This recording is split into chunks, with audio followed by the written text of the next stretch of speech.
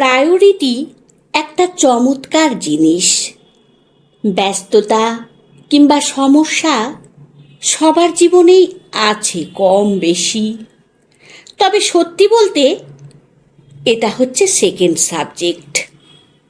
First subject হচ্ছে কার কাছে আপনার গুরুত্ব কতটুকু সেটা।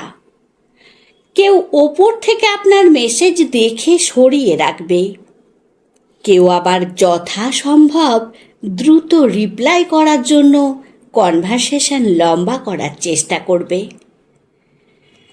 কেউ ঘড়ি ধরে রাত 12টায় আপনার জন্মদিনে উইশ করবে, কেউ আবার জানবেই না আপনার জন্মদিন কবে গেল।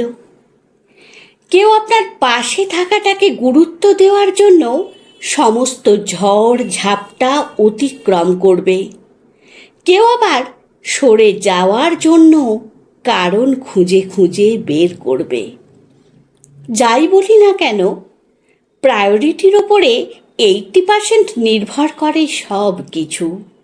আর এটা আসলে অন্যরকম জিনিস। কেউ না চাইতেও দেবে, কেউ চাইলেও দেবে না।